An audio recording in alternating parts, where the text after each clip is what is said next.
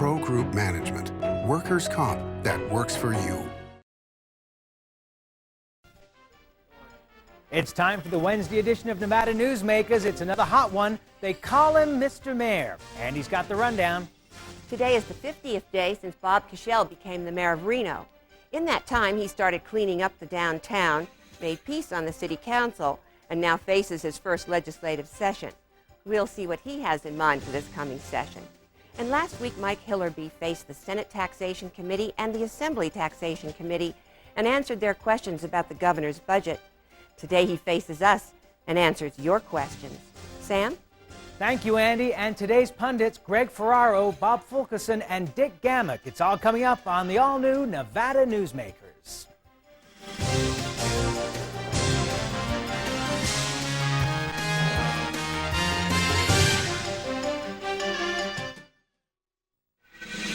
Nevada Newsmakers, brought to you in part by Charter Communication.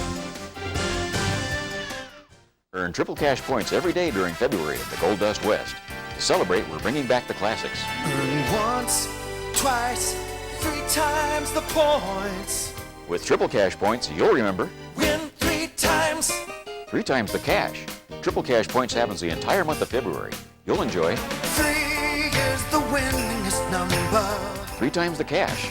All day, all machines, all month. Using your Gold Rush card in February will be music to your ears. Folks, you must see what's new in Virginia City. Ride the V&T train all the way to Gold Hill. Explore a mine, if you dare. Visit Piper's Opera House. Watch the gunslingers shoot it up on C Street. Shop in unique stores. Listen to honky tonk in the historic saloons. You can't see it all in one day, so spend the night. Virginia City, where the West comes alive. Come up and spend the night in our hotels, motels, and RV park. When he was just a young boy, Ken Dillon laid back, looked up at the stars, and thought to himself, hey, this house could use a roof. Today, Ken Dillon's D&D Roofing and Sheet Metal offers a complete line of Firestone roofing products for any type of roof, from commercial to industrial and residential. With a Firestone roof from D&D Roofing and Sheet Metal, what's overhead stays overhead. Call Ken Dillon's D&D Roofing and Sheet Metal today for a free estimate. Yes, the technology sure has changed, but after all these years, Ken still enjoys playing with houses. Feel it, the magic is everywhere. The action, the style, the food, the flair. Play with us, stay with us in Reno, say El Dorado, and live the excitement.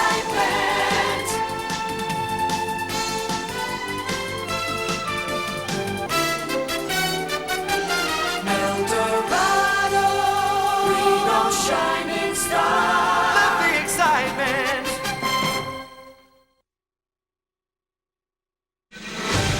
This is Nevada Newsmakers with Sam Shad, political analyst Ande Engleman on No Holds Barred Political Forum. Now, from the News 4 Broadcast Center, here's Sam Shad. Bob Cashell, businessman, casino owner, now mayor of Reno, and facing his first legislature as the mayor and the problems that go along with that. Thank you for being here today, Thank you for Mr. having Mayor. me.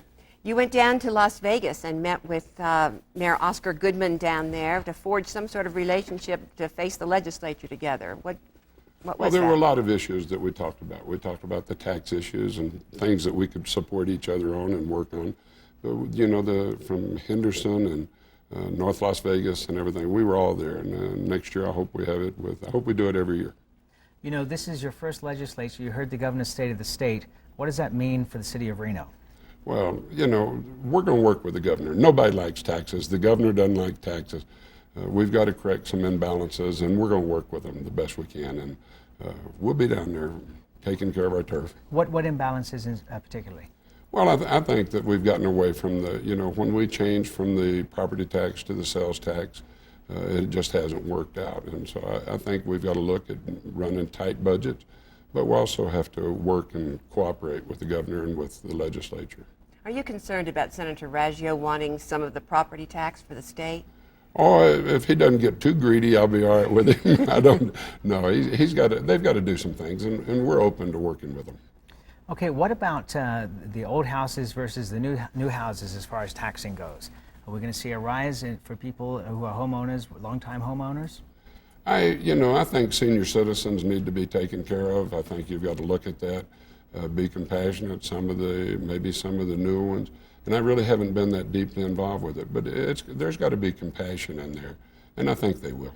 So they are looking at changing the assessment of older homes to make the property tax on them be the same as brand new homes. Well, I don't know if they'll bring it up that far, because they put those caps on years ago, and you got cities like Ely that the property tax, the cap they put on it has just killed cities like that. So they'll have to make corrections in there, and I think they'll be very, very, very good about it. Okay, let's talk about you as a casino owner. What do you think of the gaming tax? Is it enough? Well, I think you've got to, again, they've got to study it. It's got to be graduated, I think, if they want more than what they're asking for or what I've heard rumors of. But gaming could afford some type of tax, but it's got to be leveled out so that the little guy in the casino didn't get killed with it and the big guy didn't get killed. So there's got to be some compromise. There's talk about raising it not just the 0.25%, but perhaps 1%. You think that would be too much for some little casinos? Well, I think it would kill some of the smaller casinos. I really do. Do you think they're that close to the edge so that a 1% gross receipts tax?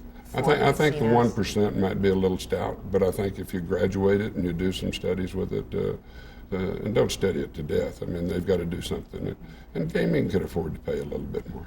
Okay, as the businessman side of you, what about the gross receipts tax? Well, I'm still up in the air about that. You'll have to, and again, you got places like a gas station that sells 1 million gallons a month, and they only have 2 or 3 cent profit. So you got to look at this. There's got to be some exceptions, and I think the legislature will work out those exceptions.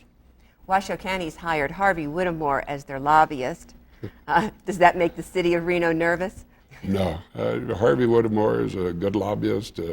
He's a fair person, and no, it doesn't bother me a bit that Harvey's over there. Harvey and I are friends. He'll do his job, but I also know that he'll be very fair. Okay, let's talk about your job as mayor of the city of Reno. You've just taken over. There's a big difference between running for office and being in office. What's the biggest surprise so far? It's a great job. It's a lot of fun. I've got a great council to work with. The staff has been very helpful. The biggest thing that bothers me right now is I can't return all the phone calls that I get. And I do like to talk to the people, and I will try to get back to them, but I'm 6, 7 pages behind, and that's just trying to get everybody that I can. And I've got to redesign it, and I've got to have staff start returning some of the calls and seeing if they can't get some of the answers. Are you running for re-election yet? Sam, I just got here. Okay, we'll let you off the hook then. Thanks so much for being here, Mayor Bob Cashell. And we're going to take a break, and when we come back, Michael Hillerby will be here. He's faced a lot of tough questions as far as taxes go. He'll have more tough questions coming up in just a couple of minutes. CTX can help you negotiate your best deal. We've been your home team advantage for over a decade. Call us today because at CTX, local service still matters. Yeah, with CTX, you're homeward bound. Do you know you can still buy a nice car for a great price and a low payment? The car is a Mitsubishi Lancer, and it's only available at Reno Mitsubishi. The Lancer has style, a ton of neat features, and with a lease payment of $169 a month, it's even more fun to drive. So if you want a great deal on a Mitsubishi Lancer, find your way down to Reno Mitsubishi today, because at this payment, they won't last long.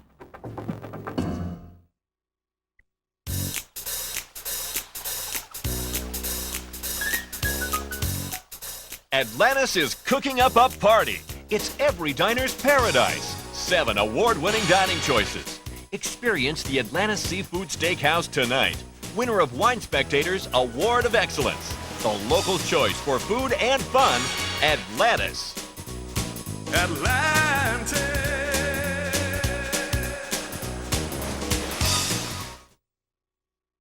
At Sushi Club, everybody's family. That's what makes dining here so much fun. The sushi is consistently better, the atmosphere is great, and the service is wonderful. Welcome to the Bigger and Better Sushi Club. Come in for our delicious daily specials.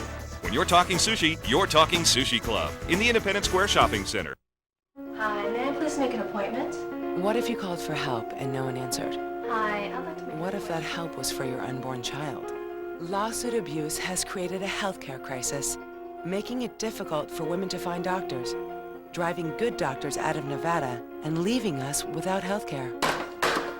We're protecting the doctors of Nevada, and we need your help. Call 800-784-4730 now. Tell your legislator to support Keep Our Doctors in Nevada. And now, back to Nevada Newsmakers with Sam Shad and Ande Engleman. Michael Hillerby is Governor Guinn's Deputy Chief of Staff, and he joins us here this morning. We got questions for him. Good morning, Mike. Thank you for being with us. First of all, the governor's looking for a quick passage of what we call the sin taxes on alcohol and cigarettes and so forth, in order to replace the rainy day fund and to make sure we don't run out of money. You were in a Republican caucus yesterday afternoon in the Senate. What response are you getting back from lawmakers? I think most just want to understand what the cash flow issues are, what our ramifications are for the ending fund balance, getting through this year. Obviously, the big unknown out there is war, and what the talk about war is going to do to our tourist-based economy. Clearly, that's what we rely upon for the income, and we don't know what's going to happen. Right now, we have gaming tax numbers only through December. We'll have sales tax numbers through December, probably by the end of this week. So we've got half a year's worth of revenue we still don't know anything about. So they've got questions. I don't think there's obviously concern about doing anything early if you don't have to, but people are very interested in making sure we do have enough money to get through the year. What kind of ideas are floating around as a contingency if we do go to war and there is a problem for Las Vegas and Reno?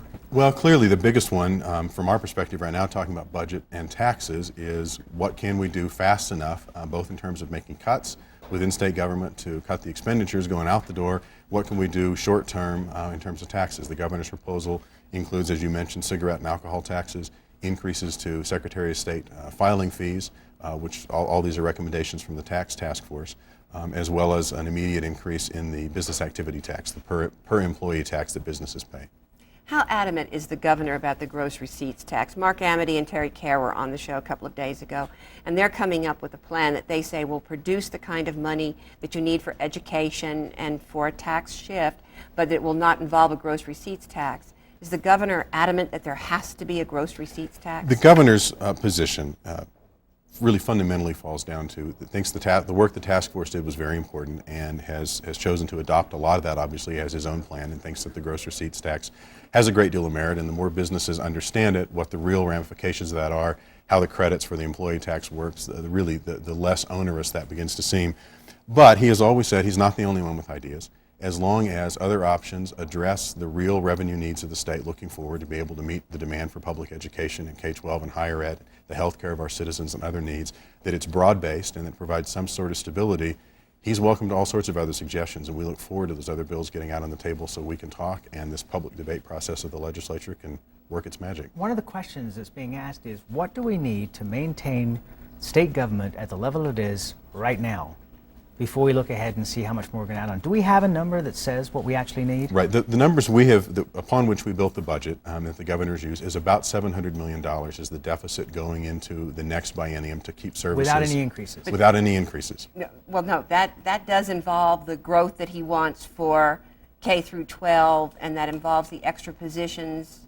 No, the growth for the new things the governor has recommended, like all-day kindergarten, some additional money for funding for textbooks and supplies, for classrooms, money for special needs teachers and teachers at high-risk schools, is in addition to that. There was another about almost $300 million that the governor put in for some enhancements, for some things that he thinks are meaningful investments. To give you an idea, to put this in perspective, the cost of 27,000 new kids, which is what we expect over the next biennium, the cost for their teachers, the cost to continue the class size reduction program, which, as an aside, the governor has asked the legislature to give strong consideration, and he has asked for more flexibility for individual school districts to use class size reduction money in the way that they think best meets the needs of their students. That number alone is $311 million. That's what it costs to take care of the continuing costs of educating the students we have and bringing 27,000 new students into the schools. That's obviously new kids born here in Nevada that come in as kindergartners and families moving here into the fastest growing state in the country. Mike, one of the complaints I've heard is that our Department of Taxation only collected 51% of the taxes that were due last year. And so the question is, do we really need to expand the tax base if the Department of Taxation is not collecting everything it should be collecting? I've got to be honest, I'm not familiar with the 51% number. We have all acknowledged, the task force has, the Nevada Taxpayers Association, the governor, the legislature, for a long time, that our Department of Taxation, we really need to beef it up. We need to do some things to be sure that the taxes that are on the books are being adequately and fairly administered and that we're getting the collections that we need.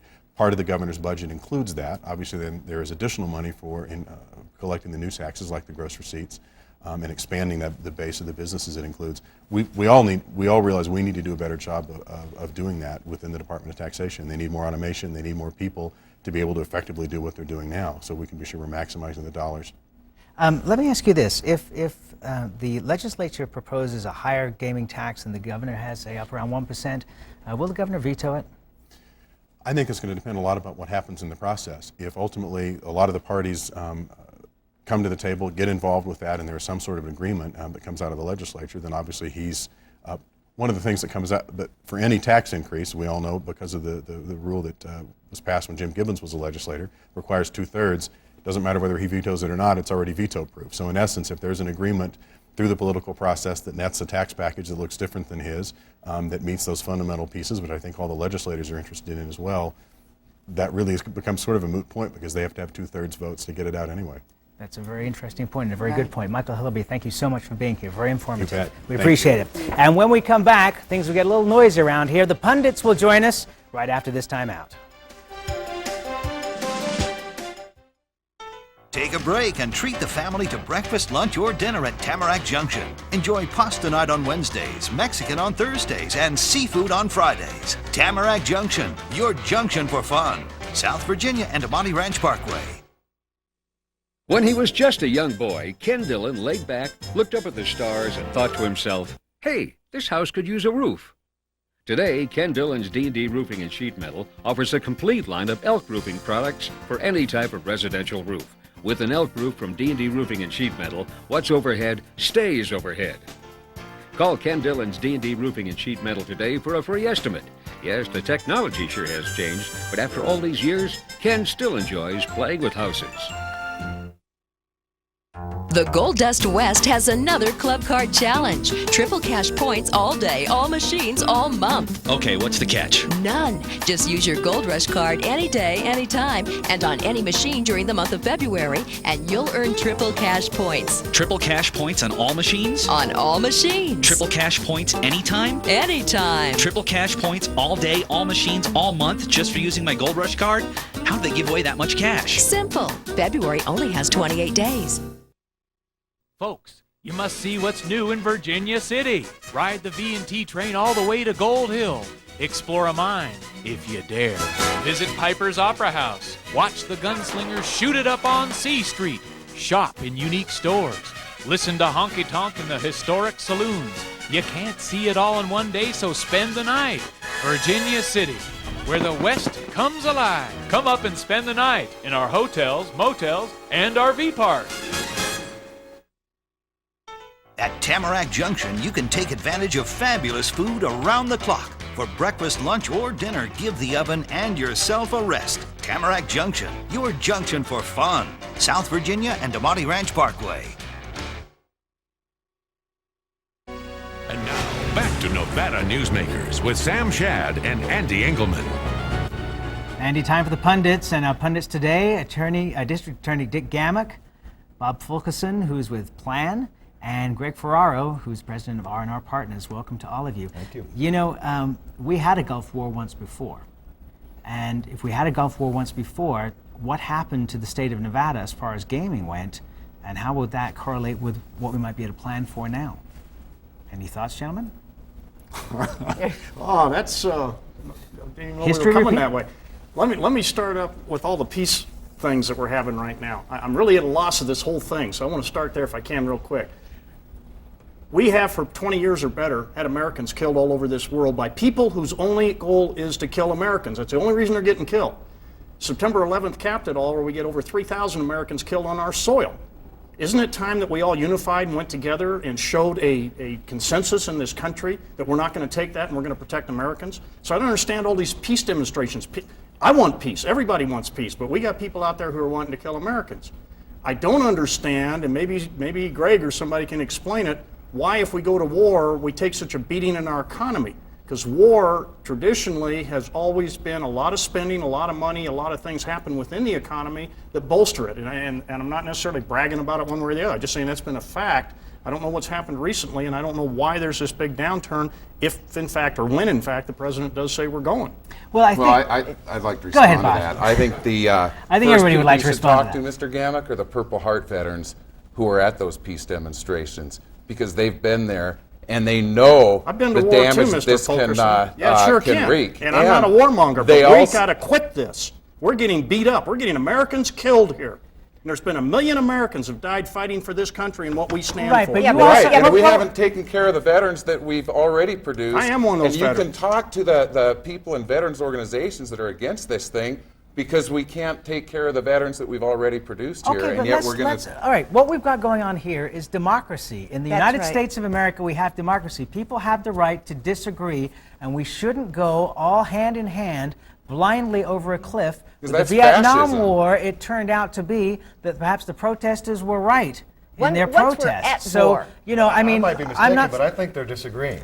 We're exercising that right. No, I support your right to say what you're saying, but I also support the right of people to demonstrate against it if that's how they feel. I think the central question that you put to us, Sam, was what effect will a war, whether or not there's going to be was a war, that in the will last let show? these guys go on. But there's no doubt that it'll have a serious economic impact on Nevada, because we're a net importer of dollars. We're not an exporter. And so obviously it'll have some negative effect on people willing to travel to Las Vegas. The governor's trying to make a plan.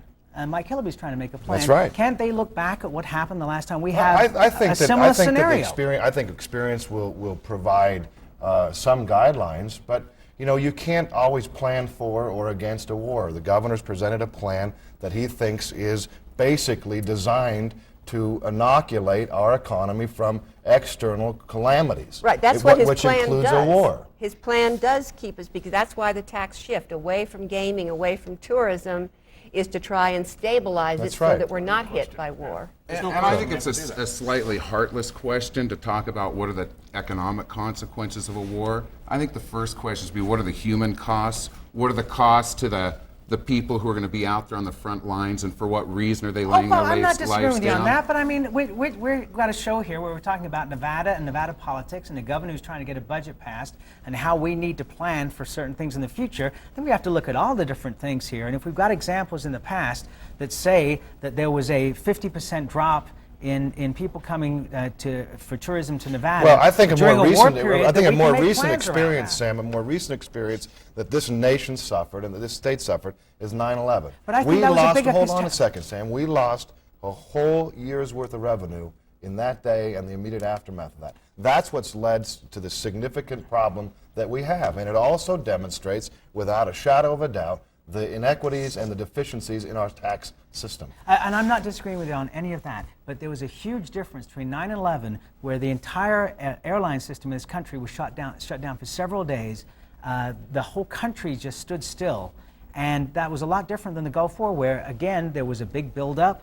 We knew it was coming. We knew when it actually occurred. We were watching it, and we can actually measure that. And it doesn't take away anything, Bob. Right. And I don't mean to in any way. But let me try to say this about that, to quote Senator Kennedy. You know, yes, it's going to have an impact. Are people mindful of what happened in 1991? Sure, they are. Can they plan exactly for that? No, but they can put in place safeguards that help protect our tax system and our economy from outside negative forces. That's the best that we can do, and I think that's happening. If we had a war like World War II, Dick, where economy was booming, where we're producing planes and bombs and things like that, and people were making money, then maybe we wouldn't see such a negative impact on the state of Nevada. But that's not what happens in these new modern wars. What happens now is they last, 90 days to 120 days, and people stop traveling. People stay home. And that's what seems to hurt us. Well, the boom of World War II didn't happen until after World War II, when people came home and the economy got going again. During World War II, it was things were quite depressed, and people were living in economic hardship, and that's definitely going to happen this time around too. And there will be increased attacks and increased hatred of Americans, and there will be more Americans killed if we do go to war, not fewer. You're talking about people here that aren't, trying to talk rational. These people aren't rational. They are going to kill Americans regardless of what we do. And the only way to stop that is to eliminate them. That's the cold, hard fact of life. So you want to go nuke them? No, I didn't say nuke them. Well, you said eliminate them. Yeah. Every single one of them. By going down to the war? last man. When you start talking Al-Qaeda and the other people that are responsible for the things that are going on, that is the only thing that they understand. How many Al-Qaeda are in Iraq? That I don't know. I don't know all the intricacies of that. Well, then you better find out before you say go and eliminate them I don't all. think you do either. I think it's clear that what's going on in the Mideast is affecting every facet of our lives, including this show. Absolutely.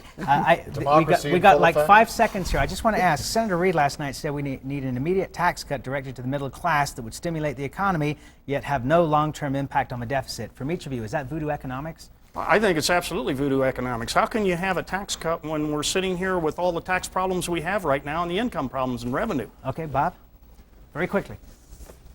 Okay, Greg. I was still thinking about the war. I haven't seen Senator Reid's plan, so I can't. Okay, we're out of here. They're not even going to talk about it. We'll be right back.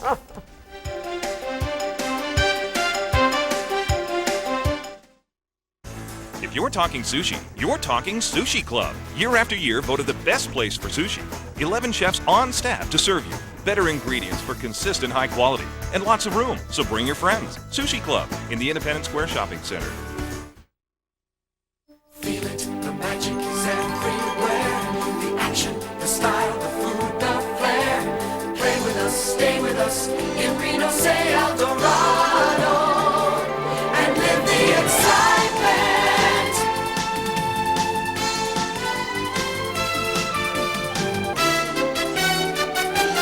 El Dorado, Reno shining star. Live the excitement.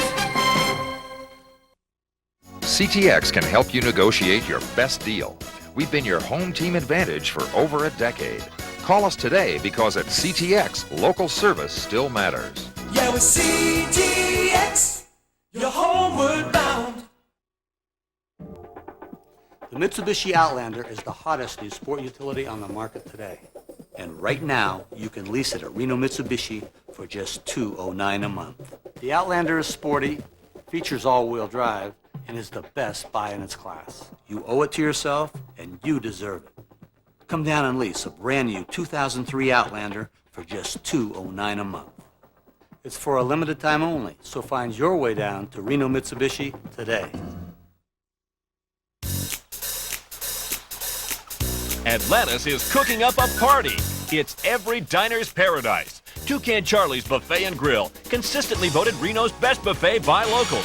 Experience the Mongolian barbecue, new Asian station, and sumptuous exhibition stations filled with fresh entrees, salads, and desserts. Try the Friday night seafood buffet and Sunday champagne brunch. Atlantis.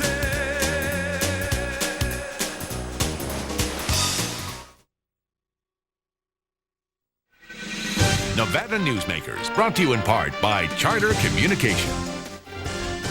Well, quite a show today, and next time I think we'll bring in a referee in seconds. Oh, that's a good idea. Listen, tomorrow we've got Frank Luntz, a national pollster, something to do with medical malpractice. People will find out tomorrow. And Bill Bradley from the trial lawyers. And so if you're in the insurance industry, I would recommend that you watch the show. You'll find it quite interesting. All that coming up, plus... If you want to get in touch with us, particularly after today's show, you can email us at newsmakers@krnv.com. That's newsmakers@krnv.com. We'll see you tomorrow.